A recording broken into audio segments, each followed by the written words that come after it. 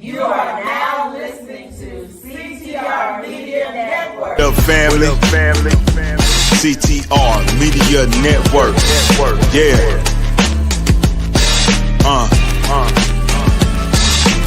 Best in the biz. Yeah. Join the team.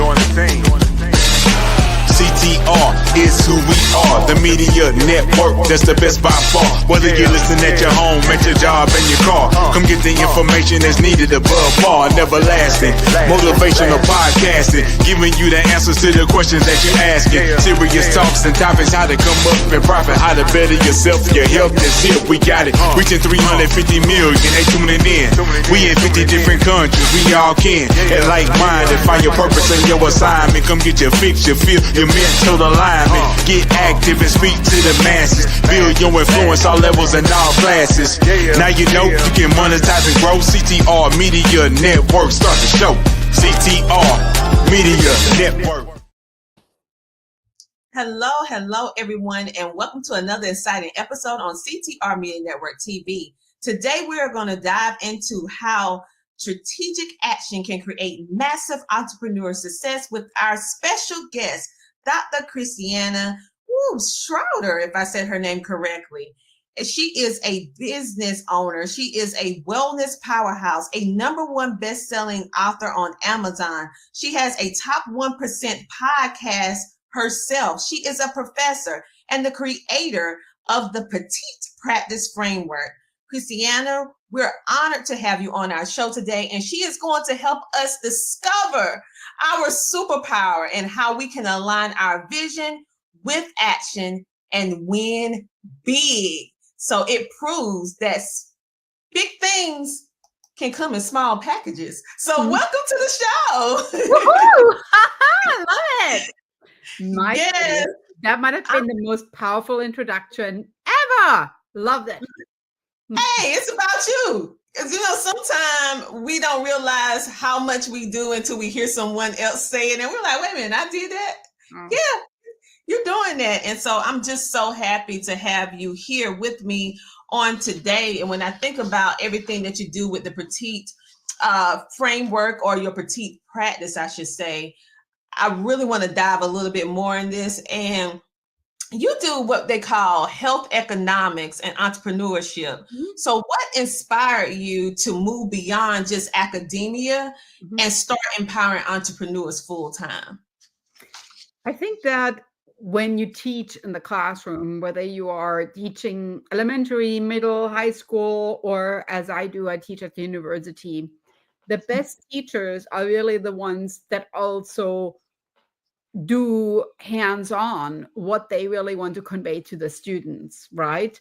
So I'm an entrepreneur myself because I teach innovation entrepreneurship.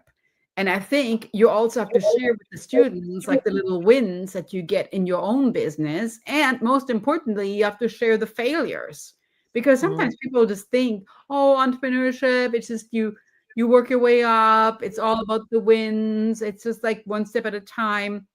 Petite Practice is really breaking it down to small steps, because we want to take small steps that are actionable, that are creating a step forward towards your goals, but it's not always a straight line. It could be a total zigzaggy line, a total like wind around line. You're just moving. And that's really what Petite Practice is all about. So for me, it's important that I share with my students, this is what happens in my business. And guess what? Yesterday I didn't have a great day. And that's what you experience. And so they love listening to this, because to them, it's much more, innovative when I share this, instead of saying, let's read chapter 3 in this book. They want to hear from me and like how it really, like in the field, how it happens.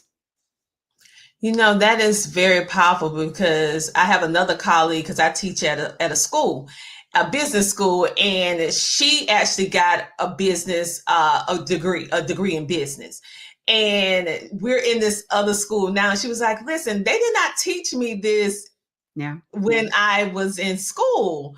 And so, because the instructor, just like you, has been in business 30 years. So she's teaching business, but she's been a business owner for 30 years as well. And so I know that it comes with a different perspective when you too are a living, breathing testimony to what you're teaching. And now you can give insight that the book can't give.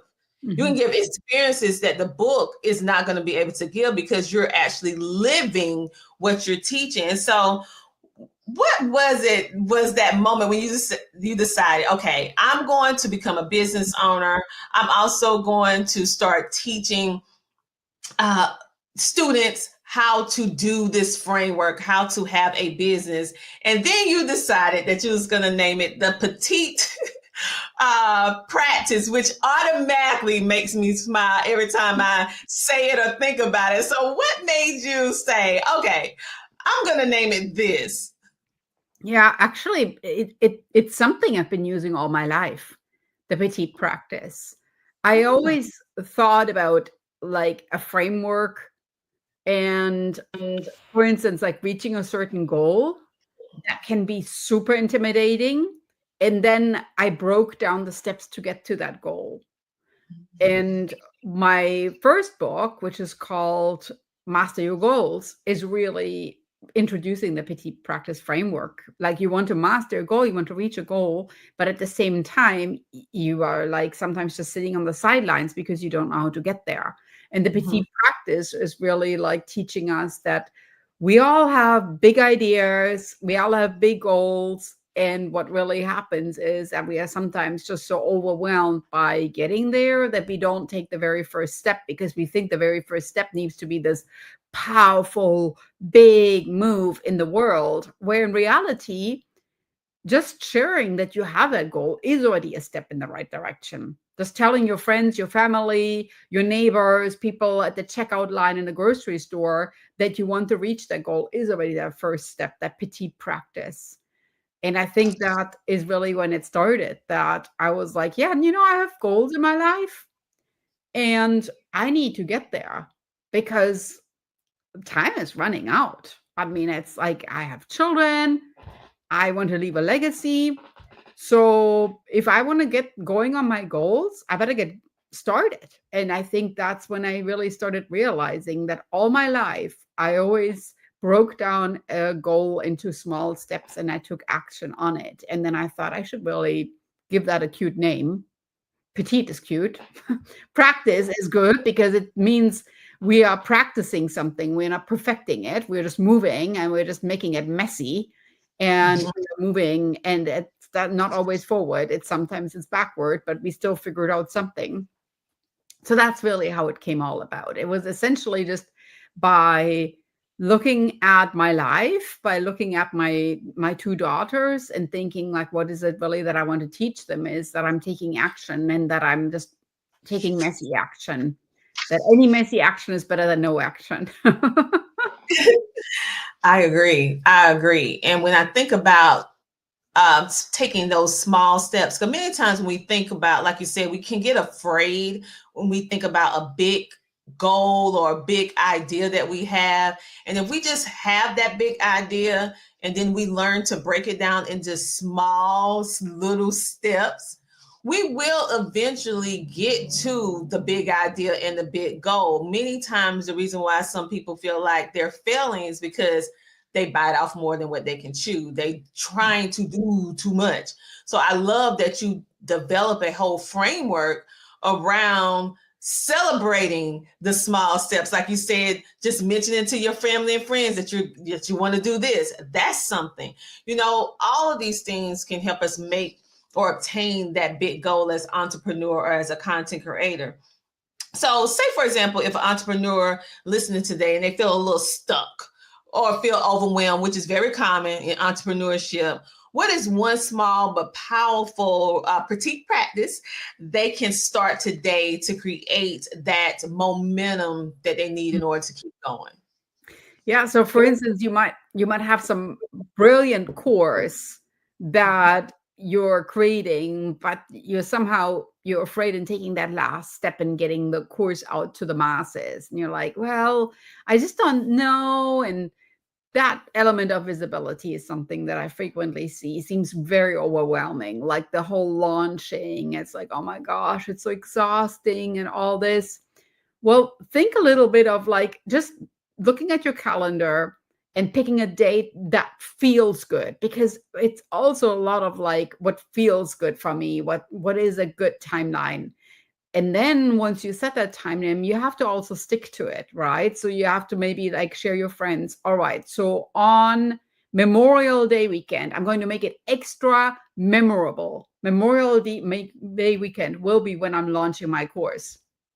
And by sharing that, you're already holding yourself accountable. You have to tell people, if you have to check in with me about that, because if I don't do that, my Memorial Day weekend will be extra unmemorable.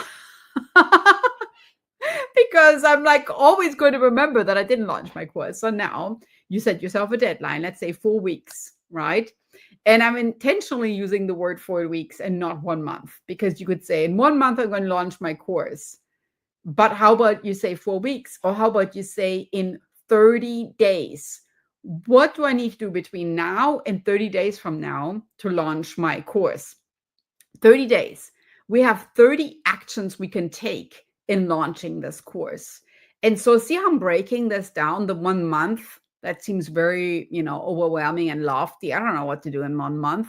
And now I'm saying 4 weeks, and now I'm saying 30 days. And I could even break it down further into like the working days that I have to launch the course. And I can even create a whiteboard, and I can stand there with like a marker, and I can mark the days I'm going to do social media strategy on those days and reverse engineering back. All right, launch days here, social media goes out here. This is when I maybe need to, have an email blast go out. And you can mark on your whiteboard, and all of a sudden, like this super overwhelming thing and launching the course becomes like the small actions that you take, where you're planting the seeds, where you're following up with some people that maybe clicked on an email link, etc. And it becomes more actionable, because it's not just a result goal, like I want to launch a course, but it's an action goal. I want to launch a course by starting an email campaign, by starting a social media campaign. So there's an action that's tying in with your result, and all of a sudden the Petite Practice is really going into motion. I love the fact that you initially said, pick a date that make you feel good. Yeah. Pick a date that make you feel good, signifying the emotional attachment that we can have to a date, to a feel, to a smell, to be able to associate it, because this feels good. And even though this particular goal seems a little scary, but I'm going to put it on something that I feel good on, which increase your chances of actually following through. And then breaking down, saying, instead of saying 1 month, saying 4 weeks, instead of saying 4 weeks, okay, what we're going to do in this 1 week before the launch. And so I like how you reverse engineered, you went forward, and then you took it backwards, and then you went back forward again. And before you know it, a month don't seem too bad. You're like, okay, maybe I might need about 60 days, So I like the way you did that, because sometimes it's the way we feel and think about a date or a time versus, and so I love how you actually took us forward, brought us back, then micro did it, little petite moves. And I'm like, it's not that bad. 30 days, not that bad, So that is really, really good. And even giving us a strategy on how we can even make that look in regards to email campaign, social media campaign, using the whiteboard to kind of break down, to see the accountability and see that we're marking stuff out so we can feel good about ourselves, that we at least did this, we did that, so we can keep going. So you really, in that small amount of time, gave us so much value on how we can actually go to launch, because launching anything can be a little scary, a little apprehensive. Oh, I don't know if I can. And you just debuffed all of that by giving us a strategy real time. So I appreciate that.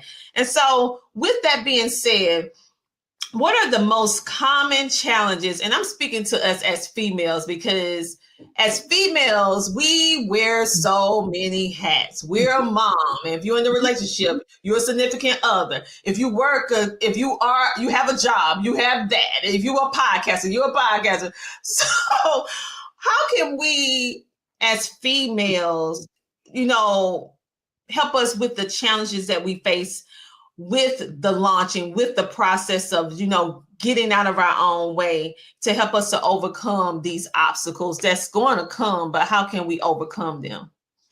Brilliant question. And actually just saw that last week with my students. So in my new book, Discover Your Superpower, I have these little personality quizzes.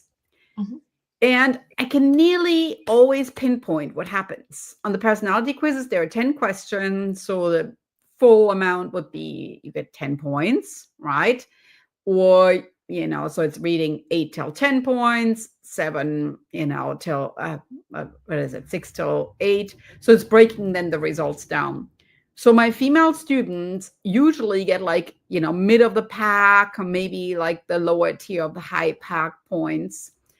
And I'm asking them so what happened? What questions did you maybe rate yourself lower on? And they're like, well, I don't feel like I'm very confident with technology, and I'm not very easy on myself. If I'm failing with something, I'm really telling myself that wasn't great.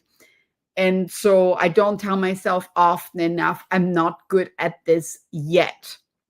And it's really, females can be very hard on themselves in feeling, especially when you wear that many roles and wear that many hats, that you need to do it all and it needs to be all perfect. And I see frequently a lot of my male students are like, oh no, I got this. There's much more of this confidence, even though they're not necessarily even great at this. They're just confident about it. And I think that is something that female entrepreneurs really need to learn. This visibility comes also with confidence, with saying, maybe I don't know this yet, but I'm able to learn it. And so keeping on telling yourself, oh, I don't know how to do this, I'm not very good at this, you're essentially just telling your mind that you really can't do this. So for instance, you're at a party and somebody introduces 4 people, and then you say, well, I'm not very good with names. Well, yeah, if you say this, we're all going to believe this, including yourself. So why don't you just repeat the names back and build yourself a bridge in remembering the names with the people?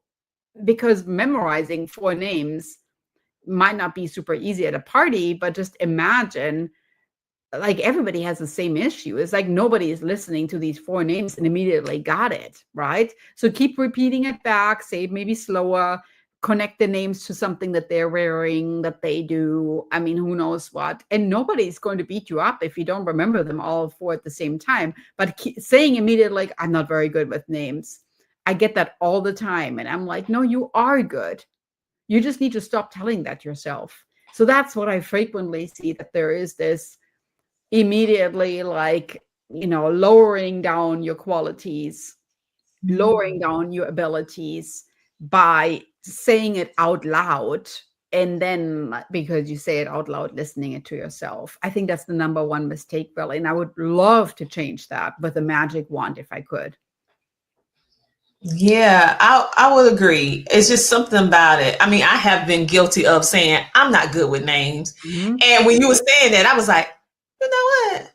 I'm not good at this name yet, but I will get it. It's, just reframing the way that we say things. And I have, after hearing you say what you said, with females, it is different than males, because I've been in the room with males and I've been in the room with females.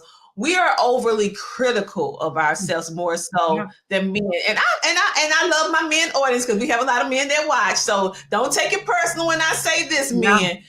Sometimes men, they have this innate confidence that even if they're not good at something, they just have this ooze of confidence that is just surpass some females, and we have more knowledge on certain topic than they may have, right? And so I feel like what you were saying, the difference between females and males with the confidence and us having a lack thereof in some cases, is very, very interesting. And as female entrepreneurs, even though we wear multiple hats, we need to learn to change the way that we feeling about stuff, the way that we say different stuff, different things, so that we can have the outcome that we would like to have on whatever it is that we're doing. And so you are a podcaster, and your podcast, by the way, congratulations, is in the top 1% of the most popular podcasts in the world. And we're not talking about a couple thousand people. We're talking about over 3 million podcasts worldwide. And to be ranked in the top 1%, that is not a petite thing. That is not a small thing. That is a huge thing. And to be a female podcaster in a male-dominated industry to rank that high. So congratulations on that. So how do you use your podcast in order to help not only entrepreneurs, but female entrepreneurs in order to achieve their goals and help us get out of this negative mindset that we tend to be in? Yeah, I mean, the number one thing is all my episodes are short, and you can listen to that on your way to work, maybe pick up times, maybe while you move the laundry from the washing machine to the dryer. So like, it's like 10 minutes, 15 minutes, 20 minutes. It's always under 30 minutes, because I think that's really where the attention span might, I don't want to compete with something else that you got going on in your life. I know we're all busy. So that's like the number one thing, how I can reach female entrepreneurs. I'm making it short and I'm making it very actionable. So I always break it down into, all right, here are 5 steps how to do it. Here are 3 tips how to do this. So I'm really making it in a way that you can kind of like, all right, it's always less than 10 tips. I can listen to this and I feel this is something that's relatable to me. And at the same time, there are also case studies. I interview certain experts on topics and they share their insights with it. Predominantly a female. I have a few male clients that I interview. And I always really think like, what is their story and how can that story help somebody else that's maybe struggling? Because you sometimes feel like, oh no, it's just me. And I'm just like over here and I'm, struggling with a certain issue. But then you listen and you're like, oh my gosh, this sounds just like me. So by thinking a little bit about like, this is not just like, I'm having this issue, but there's this other person right there, it also becomes relatable, because you sometimes feel by listening to somebody else's struggle and how they overcame it, it already gives you a little bit of a clue or key. I like to say the word key in like unlocking your own misery, because it's sometimes just like the perspective. And I frequently use the word where I say flip the switch. You sometimes just have to flip the switch and thinking like, oh, I will never get over this. And this is like really something I'm struggling with. But by flipping the switch and hearing how somebody else did that, all of a sudden you're like, well, I guess I hadn't thought about it this way. It might already trigger some motivation in overcoming it.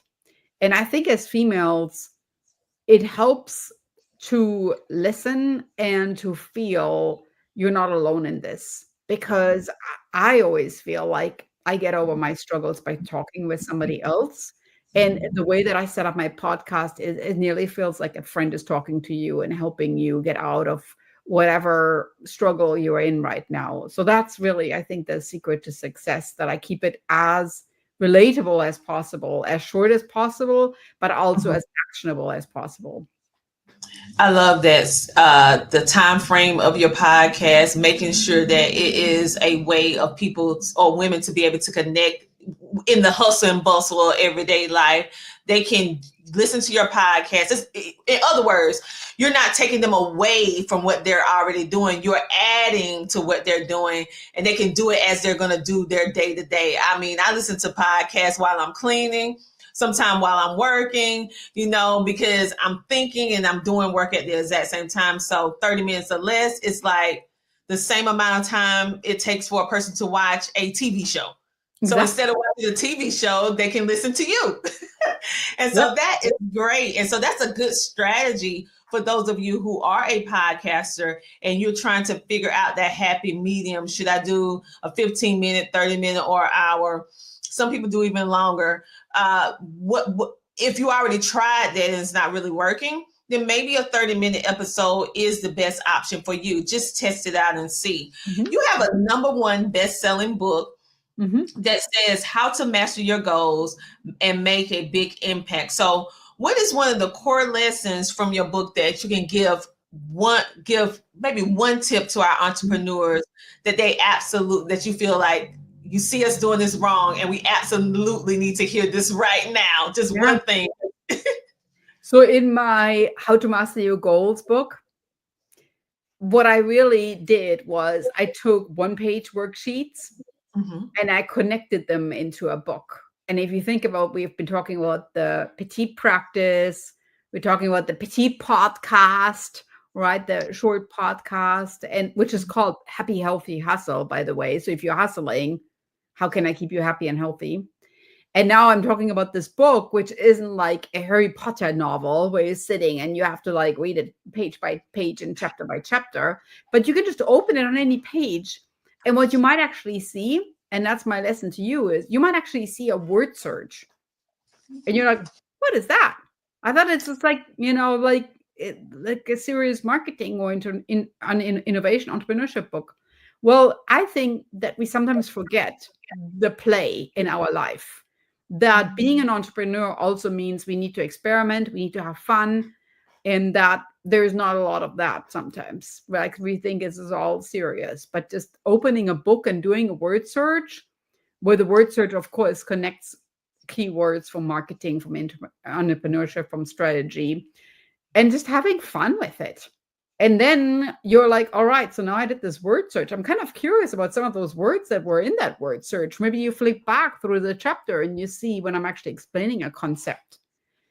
And then you're maybe picking up, there are resources that I'm recommending, other books that I'm recommending.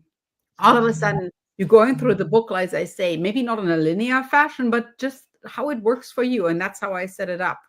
So there are multiple ways that you can kind of like intersect the book in your life, but I would really love that you are just having fun with it, because mastering your goals, while that sounds super intimidating, is really something that ultimately is taking something from your bucket list and making it part of your day. So you actually like, I always wanted to do that.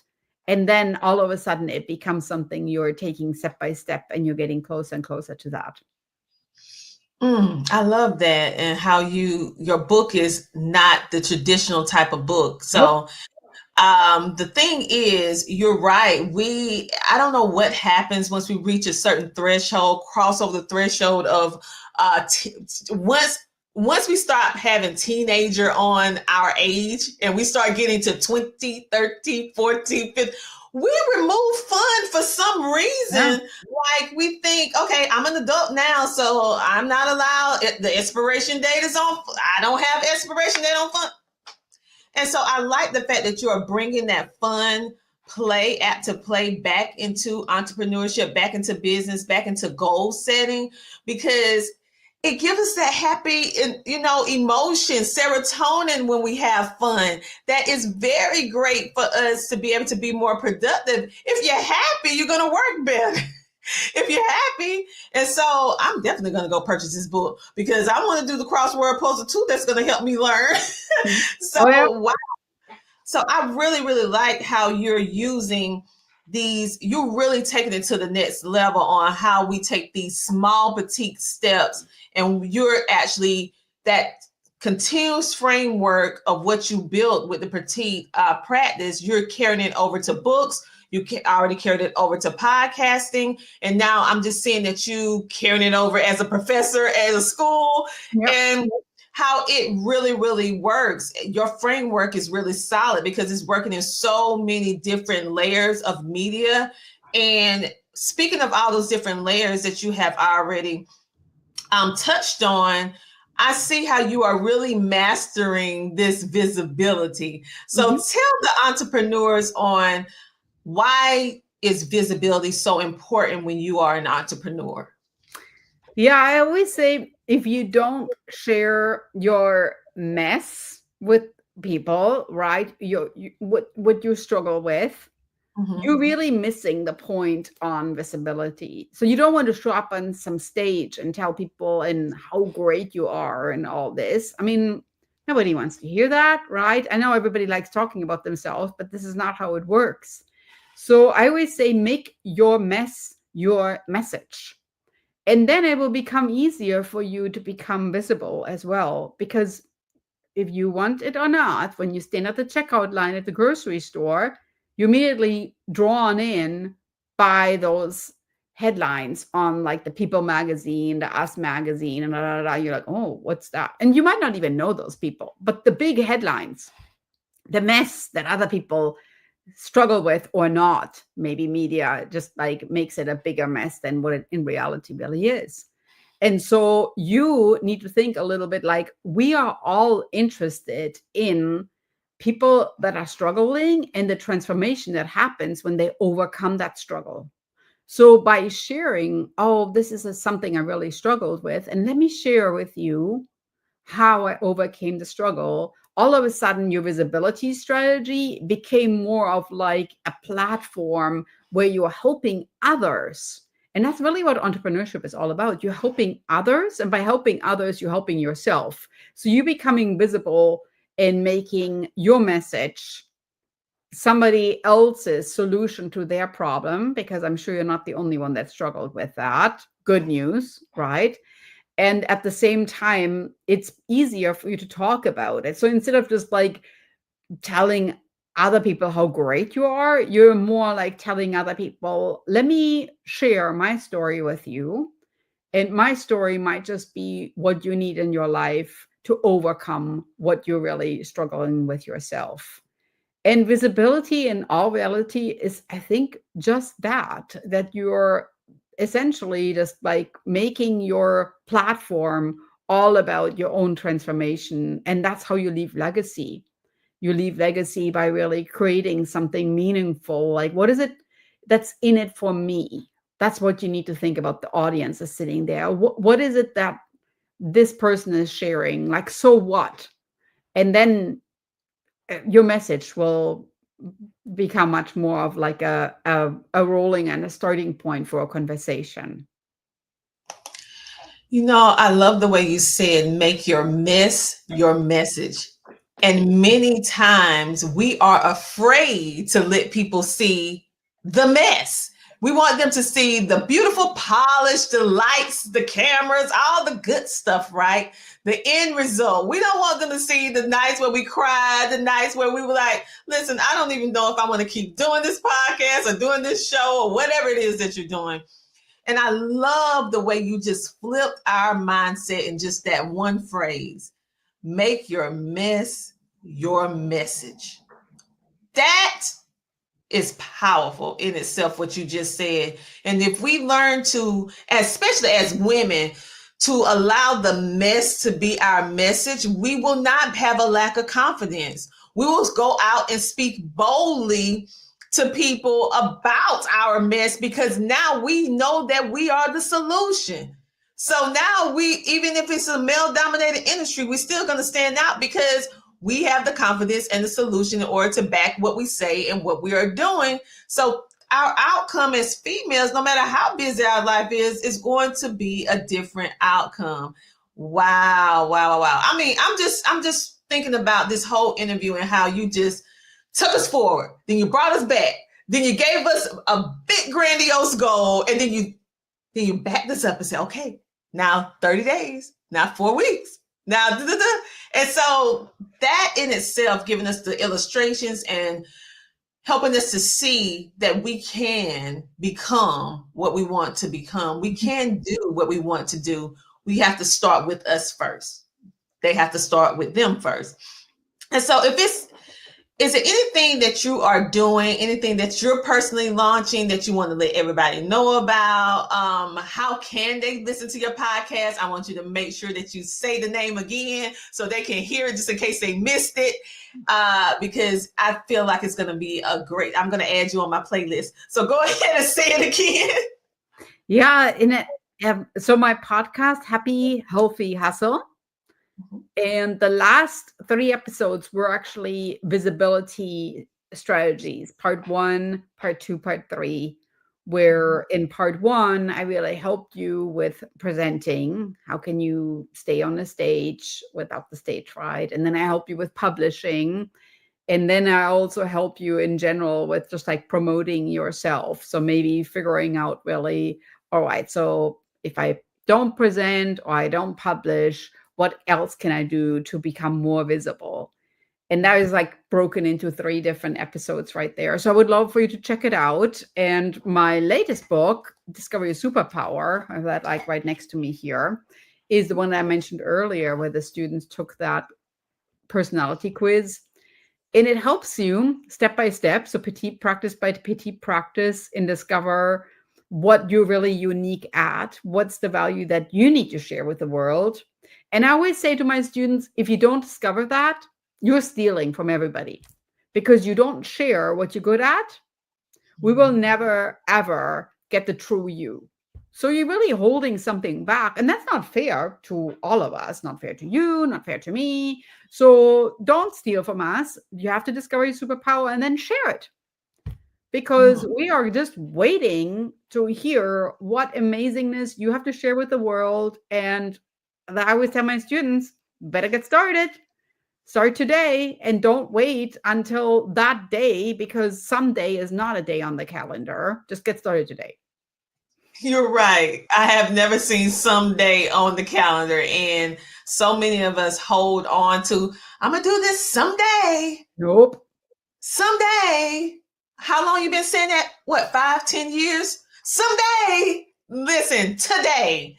I want you guys to do it. Would they be able to purchase your superpower, your new book, which is talking about the superpower? Where can they find it at?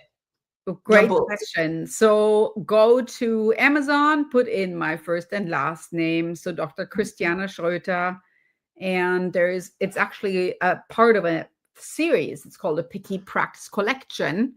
So there's my first best-selling book, The Master Your Goals. There's the Discover Your Superpower book, and there's a planner that goes along with that. And all of them have digital bonus packages that go along with them as well. It has playlists, right? So you can listen to music. That is my total hype music. Will get you all ready to discover your superpower on those days when you maybe need a little pick-me-up. It has those fantastic word searches in there.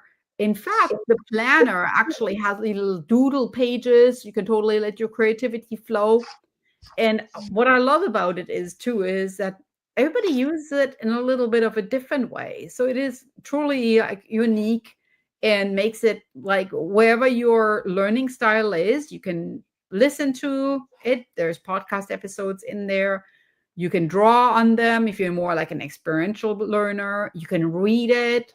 And whatever you are, I hope that you also get in touch with me at DrChristiane.com, DrChristiane.com. So written out doctor and then Christiane.com, and share with me what you took away from it. And on my website is actually also a Discover Your Superpower quiz. So you basically there's no excuse right now. You can tap into your superpower, and I would love for you to do that. I absolutely, oh my goodness, like literally what I am loving as I'm hearing you explain what you have created. I can tell that you're an educator. It's a certain flow that an educator has when they approach teaching, training, coaching, mentorship. But it's very few educators that have the skill to tie in kinetics learning, because you say you get the moving with your playlist. It's very few that tie in the audio. Everyone want to do the reading. pick up the book and read, but you realize like, hold up, I'm gonna meet you where you are. If you are a kinetics learner where you have to move to learn, my book does that and my workbooks does that. If you need to listen because you're audio, you need to listen to it in order to get it, I got you there. If you need to read it, then I have you there. Oh, if you just need to have some fun, like you had touched all the core elements of learning. Mm-hmm. And this is just a playground that I love. It's very few books that because I do stuff like this, but it's very few books that I have seen that people connect all the facets of how a brain or how a person learns.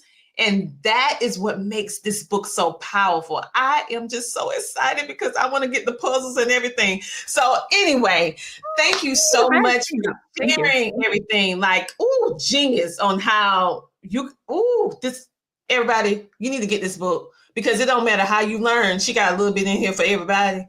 And you will be able to get the information because she's not leaving anything off the table. She is approaching every type of learning style that we have.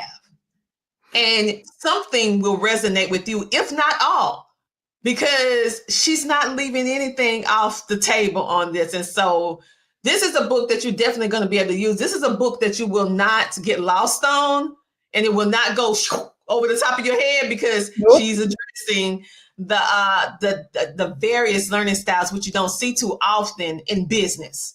And then, of course, the size is like the size of a laptop, right? So you can basically just, with your laptop, put it right there, not getting lost. You can write in it. It's big enough for us to write notes, because some things are just too tiny. I like to write, and I write a little big. So, yeah. So really, you really thoroughly thought through the process of how you can help us be successful with the entrepreneurship and giving us the small bite-sized pieces that we need so we will execute, so that we will be able to make a plan, that we'll be able to see the action at the end of the road because it's not too much coming at us at one time. So very, very great. Very, very great.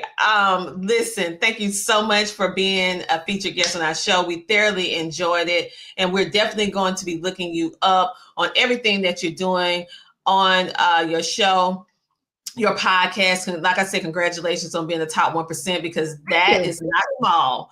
That is a big thing. And you guys make sure to tune in to her show and everything like that.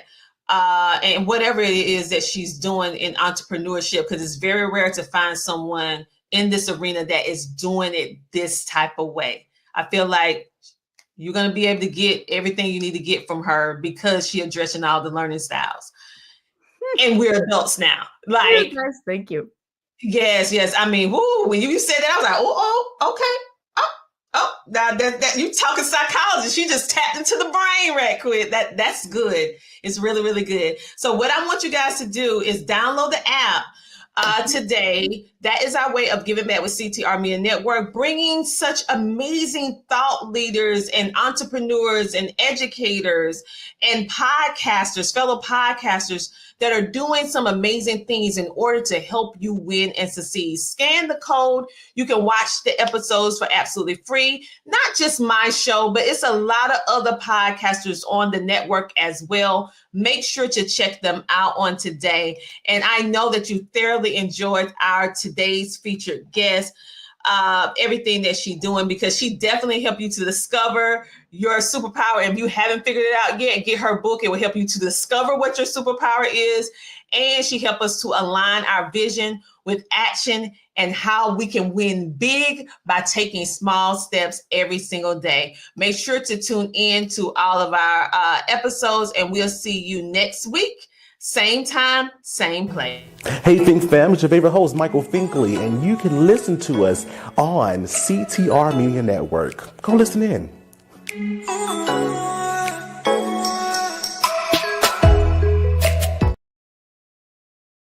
Here's why you need to tune in right now.